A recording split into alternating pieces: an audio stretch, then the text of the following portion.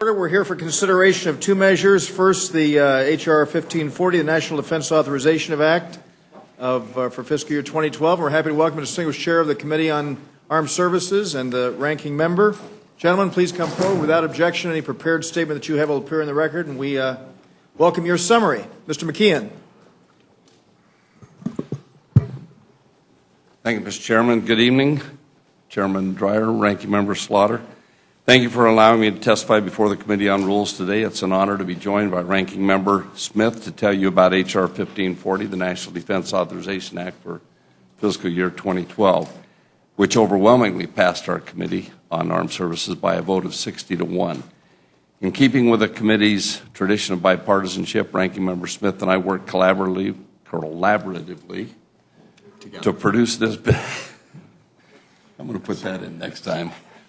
And we solicited input from each of our members. The legislation will advance our national security aims, provide the proper care and logistical support for our fighting forces, and help us meet the defense challenges of the 21st century. Bill authorizes $553 billion for the Department of Defense base budget, consistent with the President's budget request and the allocation produced by the Budget Committee. It also authorizes $18 billion for the Department of Energy's defense programs and $118.9 billion for overseas contingency operations. The legislation we'll consider today also makes good on my promise when I was elected to lead the Armed Services Committee that this committee would scrutinize the Department of Defense's budget and identify inefficiencies to invest those savings into higher national security priorities.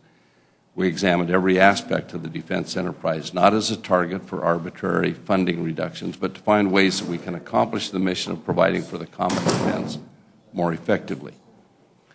The NDAA for 2012 achieves these goals by working to ensure our troops deployed in Afghanistan, Iraq, and around the world have the equipment, resources, authorities, training, and time they need to successfully complete their missions and return home. Provide our warfighters and their families with the resources and support they need, deserve, and have earned. Invest in the capabilities and force structure needed to protect the United States from current and future threats. Mandate fiscal responsibility, transparency, and accountability within the Department of Defense, and incentivize competition for every taxpayer dollar associated with funding Department of Defense requirements. Mr. Chairman, I know there have been many questions raised by the ACLU and others relating to a provision in our bill dealing with the 2001 authorization for use of military force.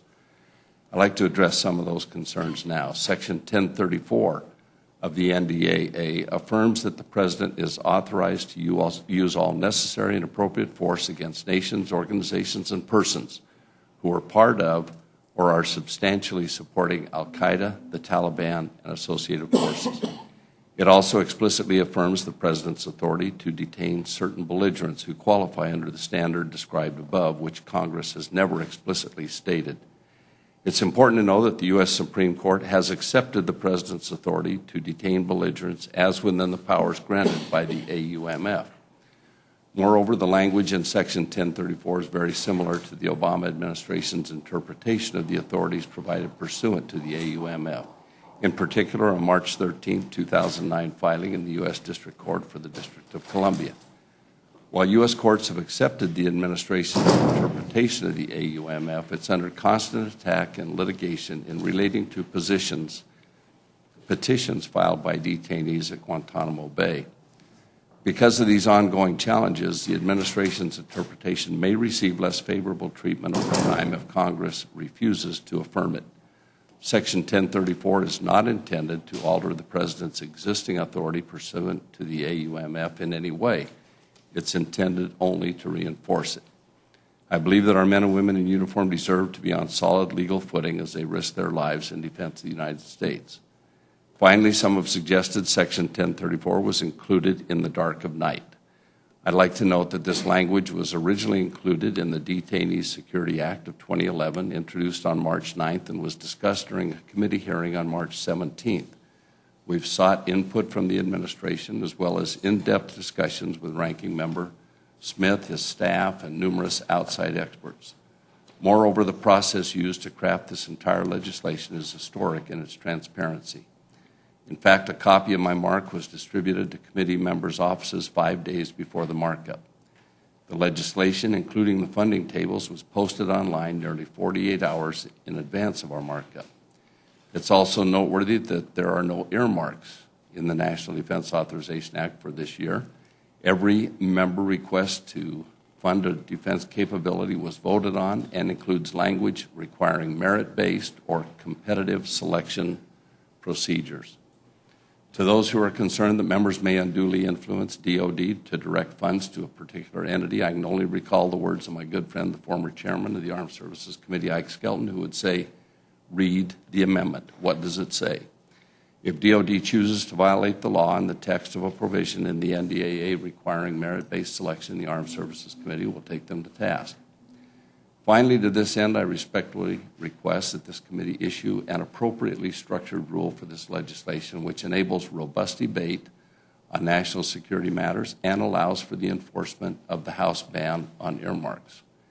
I request that the Committee on Rules rule in order as many amendments as possible while ensuring that none of these would violate the Committee on Armed Services earmark guidance, which is consistent with the earmark policy adopted by the House majority. I also ask that the committee provide all necessary waivers for prompt consideration of the legislation and that the rule provide for at least 1 hour of general debate. In addition, I ask that the rule provide authority for amendments to be considered en bloc. Thank you for your consideration. In partnership with you, we look forward to passing the 50th consecutive National Defense Authorization Act. Thank you, Mr. Chairman. I will be brief. I agree almost entirely with Chairman McKeon's remarks in terms of the substance of the bill, how important it is, and what a good job the committee and its staff has once again done to make sure that we provide for the men and women in our armed forces. I think it's an excellent bill. And I also want to commend the chairman for his outreach and transparency to the minority party during this process. I've worked very closely with Mr. McKeon and his staff, as have all members of our committee. We do not necessarily agree on everything that is in the final product, but none of it was done without us having a fair chance to make our arguments and to have a conversation about what we agreed with and what we disagreed with. So I applaud him for maintaining that bipartisan tradition on the committee, and I agree with the importance of the bill, and most importantly with the fact that with troops in harm's way in Iraq and Afghanistan, we make sure that they get the equipment and support they need to do the mission that our country has asked them to do. And I would also agree in terms of the amendments. We would like to have as open a rule as possible to provide for a robust debate on key national security matters. A number of matters we did not address as broadly as we would have liked to in committee because they bled over into jurisdiction of other committees. The full floor is an opportunity to do that and would hope that those amendments would be allowed. I will speak specifically only to 2 amendments, actually, that I will hope will be considered. One has to do with the Guantanamo Bay issue and transferring prisoners there to the U.S. for trial in Article III courts. Mr. McKeon and I worked closely on this issue, arrived at a disagreement about how best to handle it in terms of what should go into the bill. I believe that we need to keep all options on the table for the President, including Article III courts. I will offer an amendment that reflects that desire, and I hope this committee will allow it to go forward. And lastly, Ms. Bordallo specifically asked me to reference an amendment having to do with Guam. We had a jurisdictional problem with including that amendment in the committee, so we would like it to be offered at the full House, having to do with reparations from World War II. It's a longstanding issue that Ms. Bordallo has worked on at great length.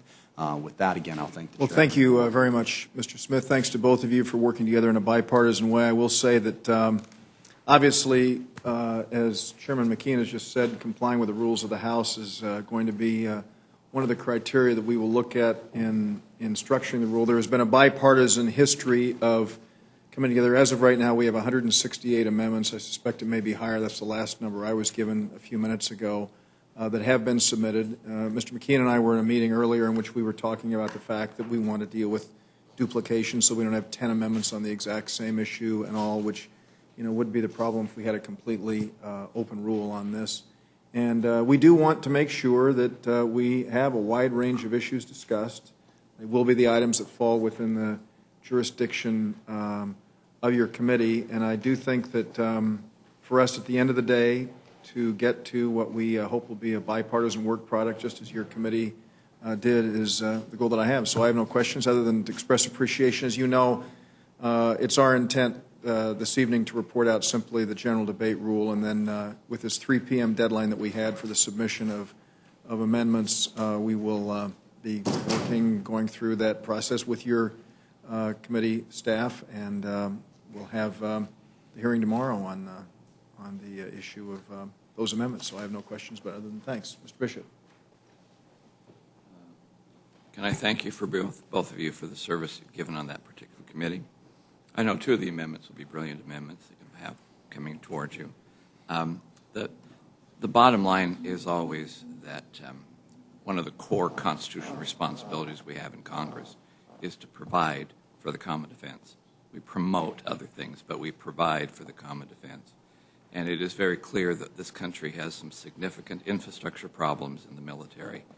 This bill is not going to solve them all. We need to continue to work on that particular area. In fact, I can probably tell you right now there is not enough money contained in this particular bill right now to meet the needs that we have currently and going into the future. So that's the challenge that will continue to come for us. But I'm very proud of this particular committee, which has a tradition of bipartisan support for the military, and it's a tradition that goes back several succeeding chairmans. And you've continued on with that path. I noticed that it was an overwhelming vote at the end of the day for this particular bill. You've done a great job, and I commend you for it. I have an update. We have over 200 amendments that have been submitted to the Rules Committee. Ms. Slaughter. I just have one question. What was the committee vote? Was it unanimous to put the bill out? We had 60 to 1. 60 to 1. Yes. All right. Well, then I don't know what kind of question would be called for at this point. I will just wait to see tomorrow what the amendments bring. Thank you, Mr. Chairman. I want to thank you both for your service in the committee. There's a lot in this bill that I like, and there's some things that I have a deep concern about, and I'm hoping that, among other things, that we'll be allowed to have a good debate on our policy in Afghanistan on the House floor, which I think is important to do. I hope come July the President does more than just a token drawdown.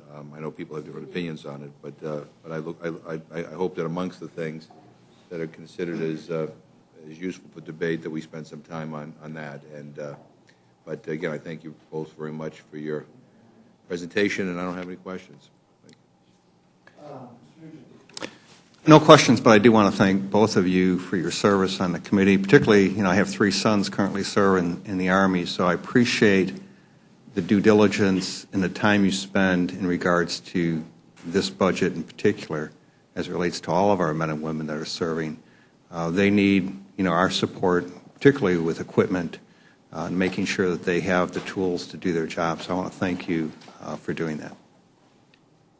Thank you very much, Mr. Chairman.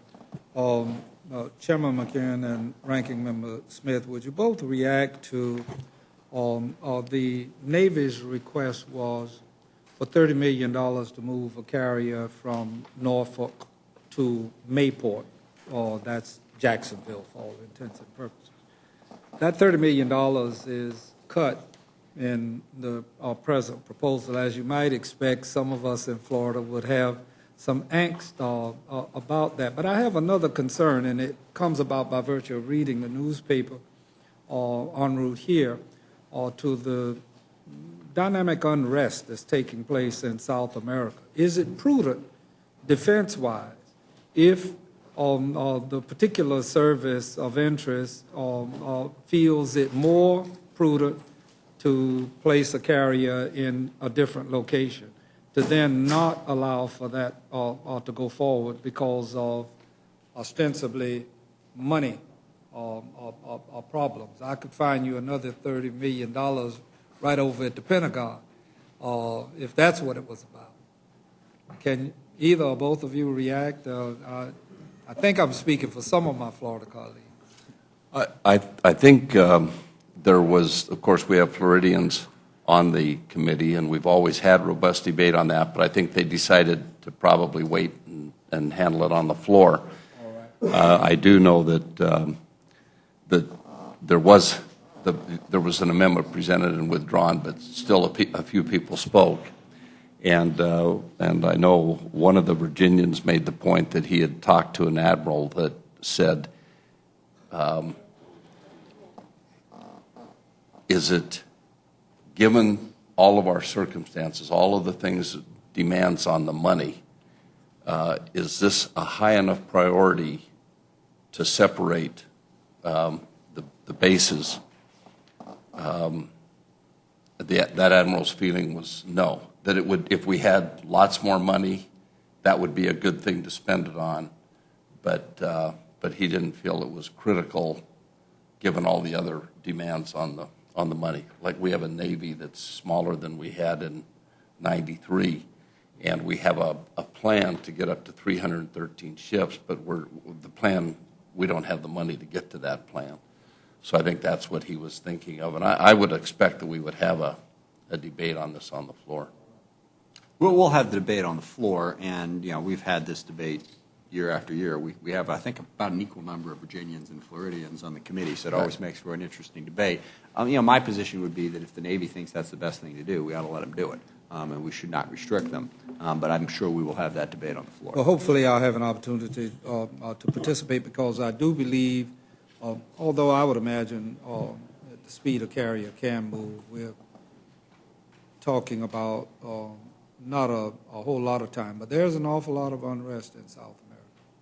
And it ain't going to be long before we'll need that carrier and others at the rate certain people are. Would the gentleman yield Yes, to me for a moment? I just would like to take advantage of having both of you here to talk to you about announcement yesterday that China has developed a missile, particularly against aircraft carriers.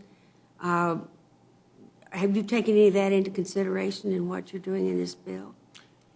Well, you could walk me down a very long road in that one. I have fairly strong personal opinions that we need to shift our priorities in light of how warfare has changed. And the number one biggest way warfare has changed is the improvement of missile technology that makes ships and even planes vastly more vulnerable. I think we need to rethink how we spend that money. I don't believe that that's reflected. I agree with that as well, because we've known for several years, I think, that China is developing one of the biggest navies on earth. And I don't think that we've been terribly cognizant of it. It's not just the size of their Navy. It's the other things that they're doing to prevent anti-access. So is Iran, and we address that in the bill. I think we have to be extra vigilant. I thank the gentleman for yielding. Thank you, Mr. Reese. Mr. Reed? Gentlemen, thank you both very much. Thank you, Mr. Chairman. Can I just say one thing, too, on Ms. Bordallo's amendment, because she also talked to me about that, and she is going to be presenting it tomorrow. One of the problems why we couldn't bring it up, and it's passed the House, I think, in the last 2 or 3 bills, and she has worked hard on this for a long time. The jurisdiction falls under Mr. Hastings, Chairman Hastings' committee, and he had promised me that he would look at it. He didn't think that he was going to grant a waiver, but he was going to look at it. Then he wasn't here. I don't know if he's going to be here this week. I'd heard no. I haven't had a chance to talk to him. His mother. Mr. Hastings has a death in the family, so he's not going to be able to be here this week. Well, I didn't want to go around him, but that's something that I'm sure you'll have to make a decision on. But I am supportive of her efforts there. Thank you both very much for being here. We appreciate that. It'll conclude the hearing for consideration of H.R. 1540. And now we'll move to consideration of H.R. 1216.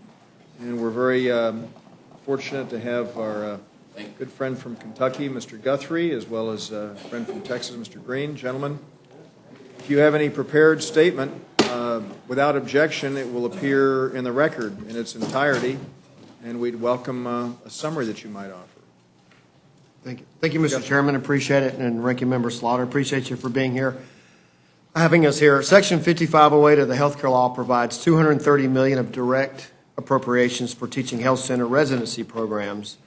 And this bill does not eliminate this provision, but it does convert the mandatory spending into an authorization for spending. A state senator from New Jersey, in testifying before our committee, on March 9th, stated his support for this provision of the Health Care Act because of the need for nurses.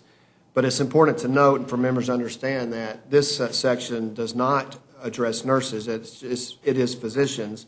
And in fact, Section 5309 of the Health Care Act did reauthorize the Nurse Education Practice Education Grant Program However, this program is not funded with mandatory spending, but rather through annual appropriations.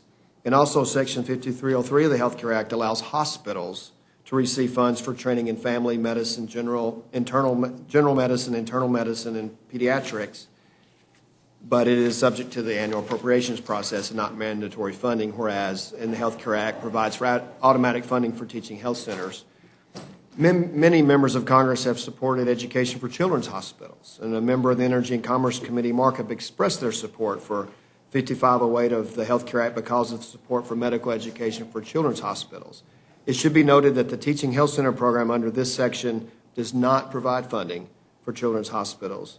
And Chairman Pitts and Ranking Member Pallone have recently introduced a bill to reauthorize the Children's Graduate Medical Education Program. But like the current law, it is a reauthorization of funds to go through the appropriations process and not mandatory. And by providing mandatory funds to the teaching health centers, this section of the Health Care Act disadvantages children's hospitals, nurse education, and all other programs that must go through the normal process. And some may dismiss this argument, but the proof's in the pudding. The President's FY 2012 budget did not request a single dollar for children's graduate medical education because the budget pie is finite. Yet the authors of the health care law made the decision to fund these programs over other programs. The fact of the matter is there's no rhyme or reason in the Health Care Act as to what was made mandatory and what was going to be subject to the regular authorization process. Is training in geriatrics, internal medicine, or for nurses less important than providing a curriculum at a health center? I'm not prepared to say whether it is or isn't, but it is true, and it is the position of those who supported the Health Care Act that it was. And some have advocated the need to move away from hospital-based medical education, and that may or may not be the correct policy. However, if we need to have a discussion on the most appropriate sites for medical education or changing the mix of providers, where the providers are trained, we should have that discussion. And we should not, however, have a hodgepodge set of policies where some facilities get mandatory funding while others go through the normal process. And I will reiterate, the House Resolution 1216 does not eliminate the Teaching Health Center program. It merely turns the mandatory appropriations to an authorization of appropriations. It places on equal footing with all the other programs that I just mentioned. And I yield back. Thank you very much, Mr. Green.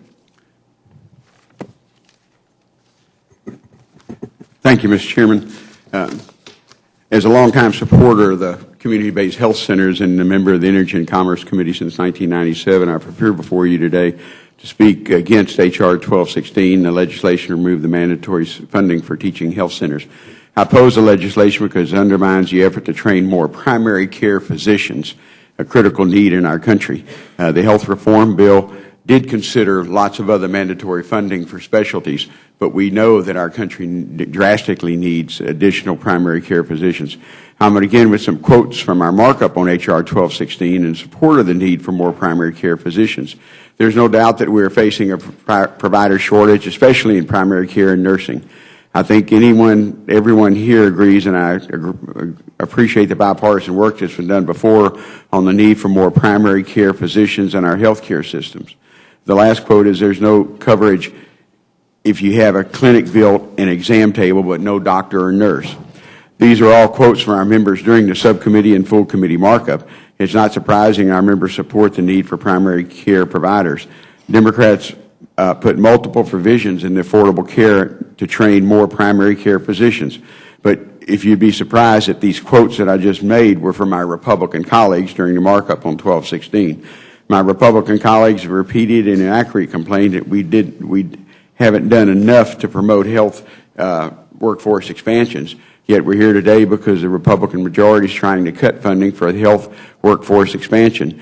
And I can only conclude that they're trying to make their own accusations come true. The Teaching Health Care Center program supports community-based entities such as community health centers to train primary care residents. This would strengthen the primary workforce in the underserved areas, particularly rural and frontier areas that struggle to recruit and retain a sufficient workforce. In the first year of the program, there are already 11 community-based entities from states across the country that are committed to train primary care residents. And I want to end by finishing one of the quotes that I began with. During the markup, Mr. Pitts, the Energy and Commerce Health Subcommittee Chair, said, there's no doubt that we're facing a primary provider shortage, especially in primary care and nursing. He went on to say, I would suggest we want more funding to go toward training more doctors and nurses. The health care law should have contained a section explicitly authorizing that funding. Well, we did that, and the Republican majority is trying to eliminate that funding today. It's mandatory funding, and I urge my colleagues to oppose 1216. I also request that the bill be debated on that floor under an open rule. There's too much at stake for that. And, Mr. Chairman, I'd like to provide for the committee a list of the 11 community-based health centers that have received grants, literally from Congressman Simpson from Idaho, Congressman Roscam from Illinois, also Congressman Dole, Reverend Congressman Biggert, Congressman Ryberg from Montana, Congressman Barletta from Pennsylvania, Congressman Brady from Texas, Congressman Hastings from Washington. I left out the minority of the Democrats who received most of the grants so far given or from or with the majority party in the House. Well, thank you very much, Mr. Green. And let me say to both of you, it's my hope that this committee will allow for a modified open rule so that any member filing their amendment in the congressional record will have an opportunity to have it considered on the House floor. And I have no questions. You've made it very clear. We know where you stand on it, Mr. Sessions. Thank you very much, Chairman. Gene, welcome to the Rules Committee. Brett, thank you very much. I don't normally come to the Rules Committee. Yeah, I'm glad you're up here. The opportunity to see you speak about important issues that not only drive our health care, but also prepare members as we get ready for floor actions. Always important. I appreciate you both taking time, and I have no questions. Thank you. Ms. Slaughter. Thank you, Mr. Chairman. I would like to ask unanimous consent to put the Statement of Administration Policy. Without objection, the Statement of Administration Policy will appear in the record. It's very brief. If I may, I'd like to go over the salient points here, or all of them, so that I won't be accused of picking out the ones I like. The Affordable Care Act made significant improvements to our nation's health care system that are helping to improve individuals' health and give American families and small business owners more control of their own health care. These important changes include ending the worst practices of insurance companies, giving uninsured individuals and small business owners the same kind of choice of private health insurance that members of Congress have, and bringing down the cost of health care for families and businesses while also reducing the federal budget deficits. As the President indicated in the State of the Union, the administration is eager to work with Congress to improve the Affordable Health Care Act by making care better or more affordable. H.R. 1216 does not advance the key objectives of the Affordable Care Act or offer alternative solutions for meeting these important objectives. Rather than making refinements to improve the law, the bill simply proposes to convert the Affordable Care Act's appropriation for graduate medical education and qualified teaching health centers to an authorization of appropriations and rescind unobligated balances. These funds promote training of medical residents in qualifying health centers, strengthening the healthcare workforce, supporting the increased number of primary care, medical, and dental residents trained in community-based settings all across the country. The administration will continue to work with Congress to responsibly implement the Affordable Health Care. However, the administration will strongly oppose legislation that attempts to erode the important provisions of the Affordable Care Act, making health care more affordable and accessible for all Americans. And I thank you, and I have no questions. Thank you, Mr. Chairman, and I thank our colleagues for being here today. Mr. Guthrie, I have a question I'd like to ask you. I have a concern about the way the choices were made in terms of which programs to fund and which programs not to fund, and the fact that we're dealing with mandatory funds here. Could you tell me, is it possible that abortions could be performed in these facilities using these funds? You know, I don't know that. I know if it went through the normal appropriations process, then it would be subject to the Hyde Amendment, is my understanding, if it went through the normal appropriations process. I'm not sure or prepared or have the details answer whether it is through this mandatory funding. Well, the Hyde Amendment, my understanding is, only covers HHS appropriations on an annual basis and does not cover mandatory funding. And so it's my understanding that these funds could support abortion funding in these facilities. And that's a concern that I have because it is mandatory funding and is not subject to the Hyde Amendment as a result of that. That's my understanding. Okay. Thank you very much. I appreciate that. Mr. Green? It's my understanding that, these are training funds for primary care physicians cooperating with medical schools, that abortions would not be allowed in these primary care facilities or health care centers. If you don't think that they would be, then you wouldn't object to our putting an amendment into the legislation to make sure that abortions aren't covered? I've voted for the Hyde Amendment so many times, I don't mind it being applied to everything on the federal funding. Thank you very much. Thank you, Mr. Chairman.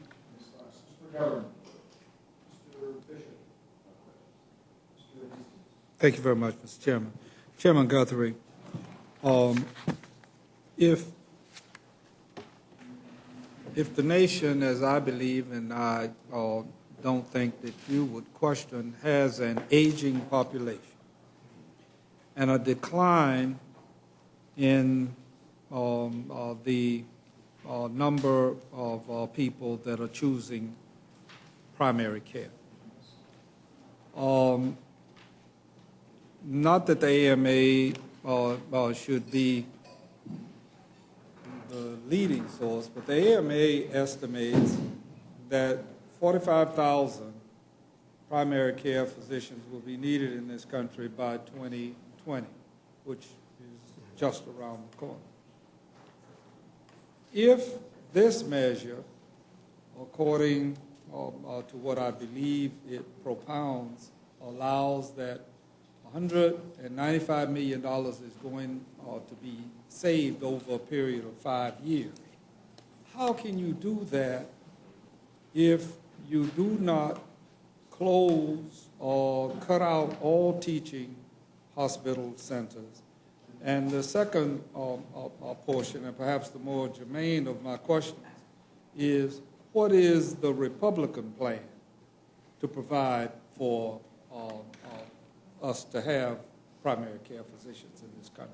Well, thanks for that question, and a couple of things to note. The $230 million was what was authorized and appropriated, and you're correct, is that the only unobligated balance is saved because the other obligated goes forward, so it doesn't cut any programs that were just mentioned that have already received funds. The second thing on that is, in the quote that my friend from Texas brought forward, that we need more primary care physicians and we need more nurses. And as I said in my prepared remarks, the nurse education practice is an authorized, it's subject to the annual appropriations process. The primary care physicians through the hospital program is also authorized and subject to the annual appropriations. So my point to this isn't that we shouldn't have training programs at the teaching center, at the community health centers. I think that's actually, I would argue, an appropriate place to have it.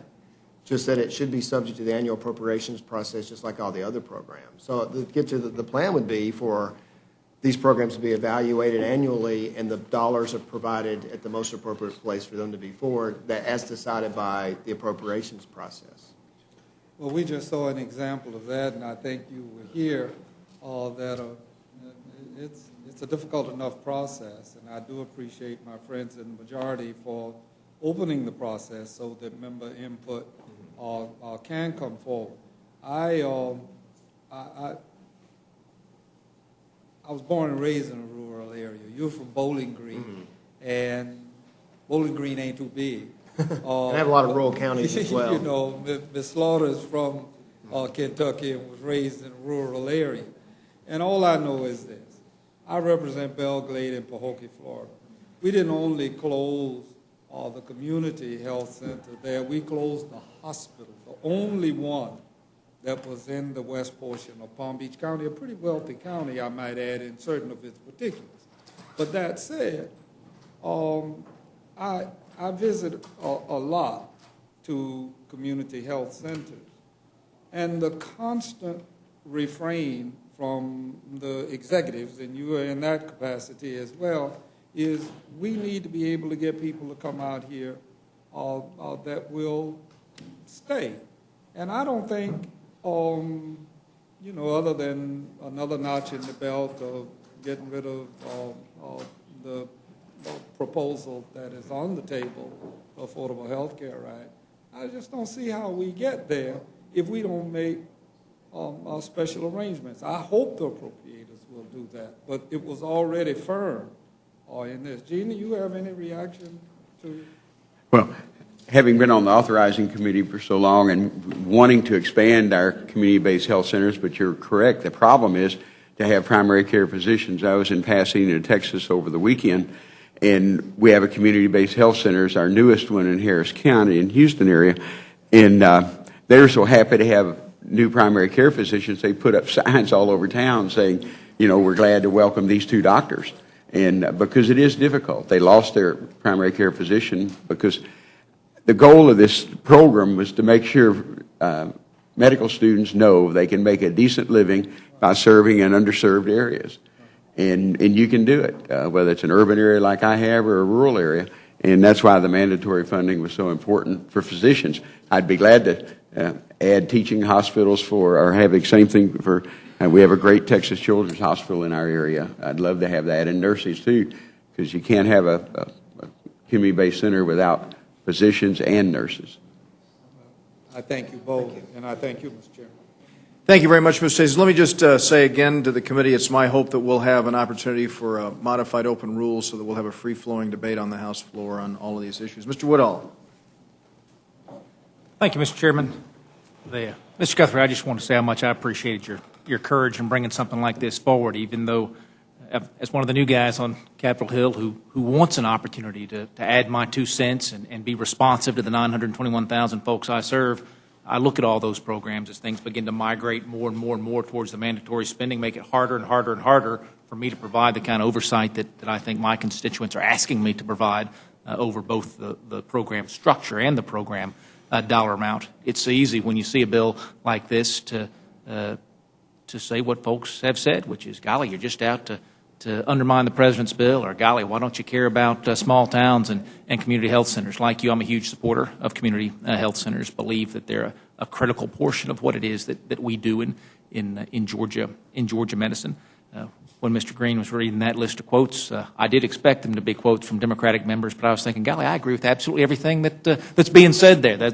And I'm glad to know now those were colleagues of mine who believe the same thing that I do. It's hard to step out and say when the dollars, as Mr. Hastings said, are already safely set aside somewhere else. It's hard to come back and say just because they're safe doesn't absolve us of our responsibility to do the oversight over those dollars. So I appreciate you making this move, and I look forward to that open debate tomorrow as well, Mr. Chairman. Mr. Nugent. Gentlemen, thank you both very much for being here. Look forward to having your item considered on the floor.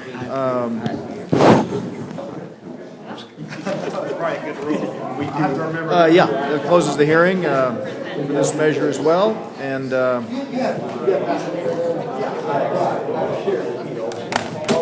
you understand how we're doing this, Louise? We'll stretch through the general debate, and then we'll have the same day for the paper deck. Chair will be in receipt of a motion from the gentleman from Dallas. Thank you, Mr. Chairman. I move the committee grant H.R. 1216 to amend the the Public Health Service Act to convert funding for graduate medical education and qualified teaching health centers from direct appropriations to an authorization of appropriations and modified open rule. The rule provides 1 hour of general debate, equally divided, controlled by the chair and ranking minority member of the Committee on the Energy and Commerce. Rule waives all points of orders against consideration of H.R. 1216. After general debate, H.R. 1216 shall be considered for amendment under the 5-minute rule and shall be considered as read. Rule waives all points of order against provisions of H.R. 1216. The rule makes in order only those amendments that are received for printing in the congressional record dated May 23, 2011, and pro forma amendments for the purpose of debate. It provides that each amendment received for printing in the congressional record may be offered only by the member who submitted it for printing or their designee, and each such amendment shall be considered as read. The rule provides one motion to recommit H.R. 1216 with or without instruction. The rule also provides for consideration of H.R. 1540, the National Defense Authorization Act for fiscal year 2012. The rule provides for 1 hour of general debate on H.R. 1540, equally divided and controlled by the chair and ranking minority member on the Committee on Armed Services. The rule waives all points of order against consideration of H.R. 1540. The rule provides that after general debate, the committee on the whole shall rise without motion, and that no further consideration of the bill shall occur except pursuant to a subsequent order of the House. Lastly, the rule waives the requirement of Clause 6A of the Rule 13 requiring a two-thirds vote to consider a rule on the same day as reported from the Rules Committee. For any resolution reported from the Rules Committee provided for consideration or disposal of a measure addressing expiring provisions of the USA Patriot Improvement and Reauthorization Act 2005 through legislative day of May 27, 2011. You've heard the motion of the gentleman from Dallas. Let me just explain that the reason that we're doing this under one rule is that we want to make as many amendments for the Defense Authorization Bill in order as possible. As I said, we're over 200 amendments that have been submitted to us right now. This rule will simply call for the 1 hour of general debate for the consideration of the Defense Authorization Bill, and then a modified open rule, which means that any member will have an opportunity to offer a germane amendment that complies with the rules of the House, assuming they print it in the record.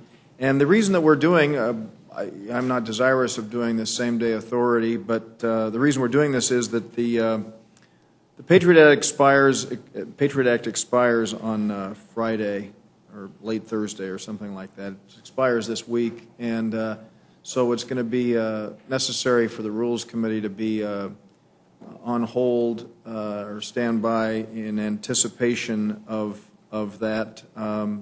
The Senate apparently has come to some sort of agreement, but there are concerns, and they don't believe that it'll be arriving to us until Wednesday. They're dealing with one member in particular of the Senate. And so that's why, and when they do, Senate will be prepared to meet here in the Rules Committee and move a rule and the measure to the floor to deal with that very important security item. So are there any amendments to the rule? Ms. Slaughter. I have one, Mr. Chairman. I move the committee grant H.R. 1216 and open. You've heard the motion of the gentlewoman. As I said, there's a modified open rule, meaning that members will print their amendments in the record the night before consideration of the measure, and I think that that'll provide an opportunity again for every single member to offer an amendment if they see fit. So I urge a no vote. Those in favor will say aye. Those opposed, no. Pay the chair. The noes have it. The noes have it. Clerk, call the roll. Mr. Sessions. No. Mr. Sessions, no. Ms. Fox. No. Ms. Fox, no. Mr. Bishop. No. Mr. Bishop, no. Mr. Woodall. No. Mr. Woodall, no. Mr. Nugent. No. Mr. Nugent, no. Mr. Scott. Mr. Webster. No. Mr. Webster, no. Mr. Reed. No. Mr. Reed, no. Ms. Slaughter. Aye. Ms. Slaughter, aye. Mr. McGovern. Aye. Mr. McGovern, aye. Mr. Hastings. Aye. Mr. Hastings, aye. Mr. Polis. Aye. Mr. Polis, aye. Mr. Chairman. No. And the clerk report the total. 4 yeas, 8 nays. And the motion is not agreed to. Are there further amendments? If not, the vote occurs on the motion of the gentleman from Dallas. Those in favor will say aye. Those opposed, no. I'm sure the ayes have it. The ayes have it. The motion is agreed to. And Mr. Bishop will be managing for the majority. And Mr. McGovern. And Mr. McGovern for the minority. And so, as I said, we'll be ready to deal with the amendments tomorrow, and then we'll be on standby to deal with the Patriot Act. So thank you all very much. For that objection, the committee stands adjourned.